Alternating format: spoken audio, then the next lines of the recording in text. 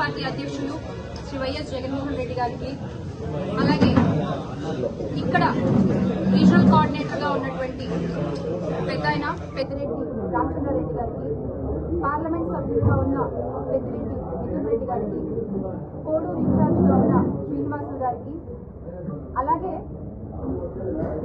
దివంగత మహానేత వైఎస్ రాజశేఖర రెడ్డి గారితోనూ, వారి నాన్నగారైనటువంటి వైఎస్ రాజారెడ్డి గారితోనూ, రాజశేఖర రెడ్డి గారి కుమారులు మాజీ ముఖ్యమంత్రి వర్యులు అయిన జగన్మోహన్ రెడ్డి గారితోనూ, ఇలా 3 తరాలుగా విడదీయలేని ఎంతో అనుబంధం కలిగినటువంటి కోడూరు గడ్డ ప్రజలందరికీ కూడా పేరు పేరున నమస్కారాలు తెలియజేసుకుంటున్నాను.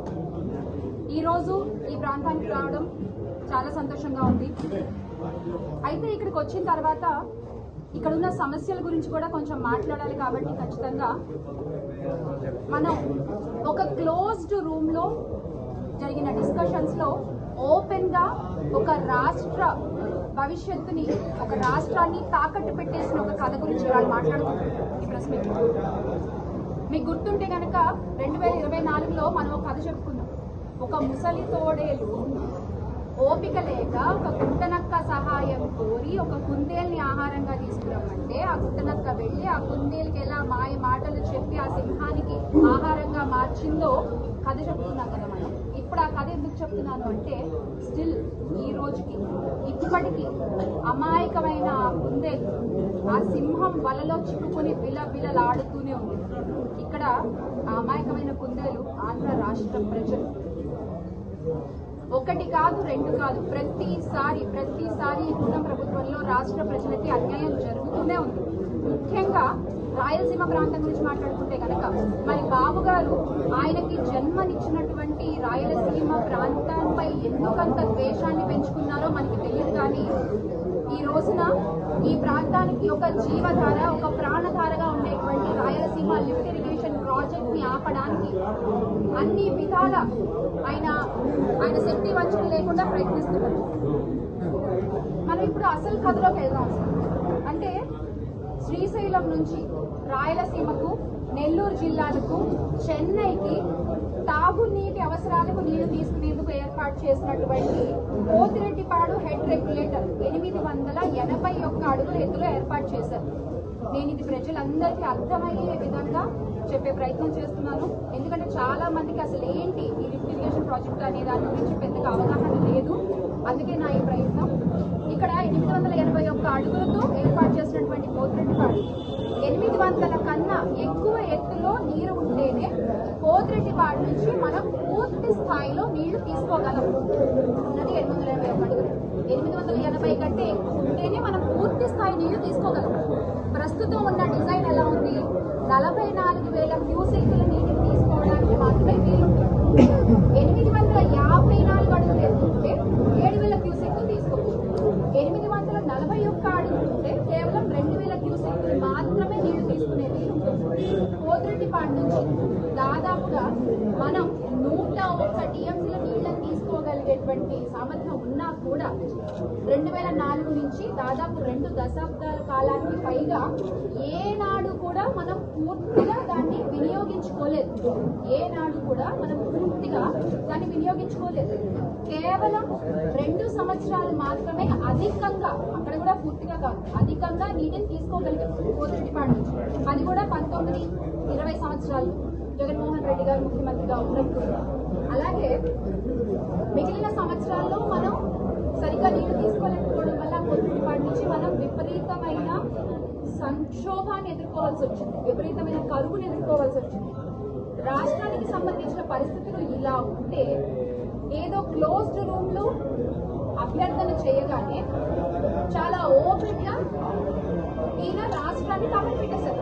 గౌరవ ఇప్పటి ముఖ్యమంత్రి వర్యులు నారా చంద్రబాబు నాయుడు ఈ విషయాన్ని ఏ రోజైతే గౌరవ తెలంగాణ రాష్ట్ర ముఖ్యమంత్రి ఉన్నటువంటి రేవంత్ రెడ్డి గారు నిండు సభలో చెప్పారో, అన్యమనస్కంగానే ఆయన కూడా చెప్పారు, ఎప్పుడైతే చెప్పారో అది ఒకవేళ నిజం కాకపోతే ఈ రోజు వరకు కూడా చంద్రబాబు నాయుడు గారు దాని గురించి ఎందుకు మాట్లాడలేదు, ఎందుకు ఆయన చేసినటువంటి రేవంత్ రెడ్డి గారు చేసినటువంటి వ్యాఖ్యల్ని ఆయన ఖండించలేదు అంటే మీరు ఒప్పుకుంటున్నారు.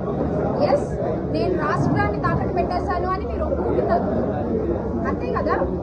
అంటే ఇప్పుడు ప్రధాన కారణం ఏమిటి అంటే మీకేమో మీ కారణాలు ఉండొచ్చు, మీ కేసులు అవ్వచ్చు, ఏమైనా అవ్వచ్చు. అప్పుడు మీరు కామ్గా ఉండడానికి, ఇప్పుడు మీరు కామ్గా ఉండడానికి మీకు రకరకాల కారణాలు ఉండవచ్చు. కానీ ఇక్కడ నష్టపోయేది మాత్రం రాయలసీమ ప్రజలు, నెల్లూరు జిల్లా ప్రజలు. ఎందుకంటే వెనుకబడిన ప్రాంతాలకు మీకు తెలీదా చంద్రబాబు నాయుడు గారు? ఇక్కడ అతి తక్కువ వర్షపాతం ఉంటుందని మీకు తెలీదా చంద్రబాబు నాయుడు గారు? మీరు పుట్టిన పెరిగినటువంటి నేల ఇది. అలాంటి నేలకి మీరు తీవ్ర ద్రోహం చేస్తారా ఈ రోజున? ఈ రోజున తెలుగుదేశం పార్టీ, అది కూటమి పార్టీలో ఉన్నటువంటి ఈ ప్రాంతాల్లో ఉన్నటువంటి ప్రజాప్రతినిధులందరూ కూడా రాజీనామాలు చేయాలి. రాజీనామాలు చేయాలి. మీకు ఆ నైతిక హక్కు లేదు.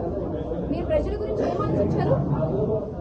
ఆ రోజున రాష్ట్ర పరిస్థితిని గమనించి వైఎస్ జగన్మోహన్ రెడ్డి గారు సముద్రంలో కలిసేటువంటి వరద నీటిని లిఫ్ట్ ఇరిగేషన్ ప్రాజెక్ట్ ద్వారా మనం ఈ వెనకబడ్డ ప్రాంతాలకి మళ్లించవచ్చు అని చెప్పి ఆయన ఆలోచన చేయడం జరిగింది. దీనివల్ల రాయలసీమ ప్రాంతానికి ఉండేటువంటి తాగునీటి కొరవ తగ్గుతుంది, సాగునీటి కొరవ తగ్గుతుంది, పంట పొలాలు బాగుంటాయి, రైతు సంతోషంగా ఉంటాడు. 2020లో జగన్మోహన్ రెడ్డి గారు ఈ ఆలోచన చేసి విప్లవాత్మకమైన నిర్ణయం తీసుకున్నారు. అదే Rayalaseema lift irrigation project. It's just for Rayalaseema, Nellore ప్రజలకి కరువుని దూరం చేయడం కోసం మాత్రమే. అలాంటి ఒక సంజీవనిని ఈ రోజున మీరు ఆపే ప్రయత్నం చేస్తున్నారు. జగన్మోహన్ రెడ్డి గారి ఆలోచన ఏమిటి? శ్రీశైలంలో 800 అడుగుల నుంచే రోజుకి 3 టీఎంసీల నీటిని తీసుకునేందుకు రాయలసీమ లిఫ్ట్ ఇరిగేషన్ ప్రాజెక్ట్ ను ముందుకు తీసుకెళ్లారు. దీంతో జగన్మోహన్ రెడ్డి గారికి ఎక్కడ పేరు వచ్చేస్తుందో అన్న భయంతో అప్పుడే ఆయన తెలంగాణలో ఉన్నటువంటి ఆయన అనుచరులు, చంద్రబాబు నాయుడు గారి అనుచరుల ద్వారా రకరకాల కేసులు పెట్టించి దీనికి అడ్డుకట్ట వేసే ప్రయత్నం చేశారు. కానీ అయినప్పటికీ అవన్నీ ఎదుర్కొంటూ లీగల్ గా ఆయన వేసిన కేసులన్నిటితోనూ పోరాడుతూ వైఎస్ఆర్ కాంగ్రెస్ పార్టీ ప్రభుత్వం వైఎస్ జగన్మోహన్ రెడ్డి గారి అధ్యక్షతన 80% పనులు పూర్తి చేశాం. మనం 24కి 80% పనులు. కానీ ప్రభుత్వం మారగానే ఈ ప్రాజెక్ట్ మొత్తం పక్కన పడేశారు. ప్రాజెక్ట్ మొత్తం అటకెక్కిచ్చేశారు. ఈ రోజున నీకు 15,000 అంటూ పేరు తెచ్చుకున్నటువంటి నిమ్మల రామానాయుడు గారు ఈ ప్రాజెక్ట్ గురించి వెకిలిగా మాట్లాడుతున్నారు. ఎంత మంది దాహార్తిని తీర్చేటువంటి ప్రాజెక్ట్ ఇది, ఎన్ని వేల ఎకరాలు సాగు చేసేటువంటి ప్రాజెక్ట్ ఇది. దాని గురించి మీరు వెకిలిగా మాట్లాడడం మీ స్థాయికి తగదేమో అని ఒకసారి ఆలోచించుకోవాలి కదా మీరు. అలాగే రాయలసీమ అవసరాలను దృష్టిలో పెట్టుకుని వైఎస్ జగన్ ప్రభుత్వం ఎప్పటికప్పుడు ఈ ప్రాంతాన్ని ఎలా అభివృద్ధి చెందాలా అని, ఎలా అభివృద్ధి చెయ్యాలా అని ఆలోచిస్తూనే ముందుకు సాగారు. ఈ రోజుకి అదే స్టాండ్ మీద ఉన్నారు. కానీ అటు చూస్తే చంద్రబాబు నాయుడు గారేమో మొత్తం అభ్యర్థన చేయగానే ఓకే అనేసారట. ఈ రోజున వైఎస్ఆర్ కాంగ్రెస్ పార్టీ తరఫు నుంచి మేము డిమాండ్ చేస్తున్నాము, మీరు రాయలసీమ లిఫ్ట్ ఇరిగేషన్ ప్రాజెక్ట్ ని కంటిన్యూ చేయాలి. అలా మీరు చేసేంత వరకు ఇదివరకే మా అధ్యక్షుడు గౌరవ శ్రీ వైఎస్ జగన్మోహన్ రెడ్డి గారు చెప్పడం జరిగింది, రైతన్నల కోసం, వారి పంట పొలాల కోసం, రాయలసీమ ప్రజల దాహార్తిని తీర్చడం కోసం, మన రాష్ట్రానికి ఉపయోగపడేటువంటి ఈ ప్రాజెక్ట్ ని ముందుకు తీసుకెళ్లడం కోసం ఎంత పెద్ద ఉద్యమాలైనా చేయడానికి మేము సిద్ధంగా ఉన్నామని జగన్మోహన్ రెడ్డి గారు చెప్పడం జరిగింది.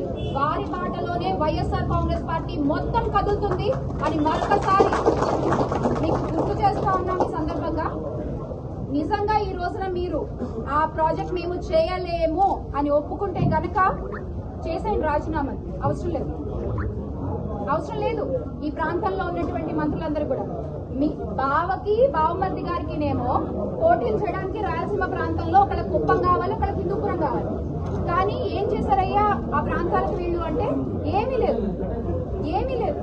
ఎందుకు ఇప్పటికిప్పుడు ఒక పోరాడి కేంద్రం వాళ్ళతో పోరాడి మేము తెచ్చుకున్నటువంటి NH4వేని ఇప్పటిదాకా మీరు ఏమి దాన్ని ఉలుకు పలుకు లేకుండా అలా పడేసారు పక్కకి. నెలలో తీసుకుని వచ్చారా మిథున్ రెడ్డి గారు? సంవత్సరంలో తీసుకుని వస్తే ఈ రోజుకి మీరు దాన్ని ఉలుకు పలుకు లేకుండా పక్కన పడేశారు. ఎంత అధ్వానంగా ఉన్నాయి ఆ రోడ్లు. అది మళ్ళీ హైదరాబాదు, తిరుమల కనెక్టింగ్ రోడ్స్. అది చెన్నై ఇలా ఉంది మీ పాలన ఈ రోజున. నిజంగా ఇప్పుడిప్పుడే ప్రజలందరికీ కూడా మీ అసలు స్వరూపం అర్థమవుతోంది. మీరు ఎక్కడికి వెళ్ళి ఆ పరిశ్రమలు తెచ్చాం ఈ పరిశ్రమలు తెచ్చామని ఎంత మీ ఎల్లో మీడియా జాకీలు పెట్టి అబద్ధాలు ప్రచారం చేసినా కూడా ప్రజలు కళ్ళు తెరుచుకుని టీవీలో న్యూస్లోంచి బయటకు వచ్చి అసలు న్యూస్ చూడడం మొదలు పెట్టారు. వాళ్ళ కళ్ళతో వాళ్ళు చూడడం మొదలు పెట్టారు. రాయలసీమ ప్రజలు కళ్ళు తెరుస్తున్నారు. అలాగే ఉత్తరాంధ్ర ప్రజలకు కూడా ఇప్పుడిప్పుడే మీకు అర్థమవుతోంది వాళ్ళకి ఏంటి వీళ్ళు చేస్తున్న పాలన ఏంటి, వీళ్ళు ఇచ్చిన వాగ్దానాలు ఏంటి, చెప్పిన మాటలు ఏంటి అని చెప్పి. అలాగే అతి ఘోరంగా రాష్ట్ర ప్రజలంతా ఒక్కటై మీకు సరైన సమాధానం చెప్పే రోజు అతి త్వరలోనే ఉంది. అసలు నెల్లూరులో కూడా అసలు వెళ్తుంటే అధికారులు వెళ్తుంటే ప్రాజెక్ట్ చూడడానికి మీరు ఆపేస్తారు. ఎందుకంటే మీ గుట్టు బయటపడుతుందనే భయం. ఎక్కడికక్కడ అడ్డగించేస్తే ఆగిపోతారన్న ఒక ఆలోచన. ఎంత అడ్డగిస్తే అంత ముందుకు కదులుతాము. ఒకళ్ళని ఆపితే 100 మంది వస్తాం, 100 మందిని ఆపితే 1000 మంది వస్తాం, 1000 మందిని ఆపితే 1,00,000 మంది వచ్చి మిమ్మల్ని ప్రశ్నిస్తాం. మీలాగా ప్రశ్నిస్తామని చెప్పి పక్కన కూర్చునే రకాల వైఎస్ఆర్ కాంగ్రెస్ పార్టీ కార్యకర్తలు కాదు, నాయకులు కాదు. దయచేసి ఈ విషయం గుర్తుపెట్టుకోవాలి. Make Andhra great again with Jagananna. జోహార్ వైఎస్ఆర్.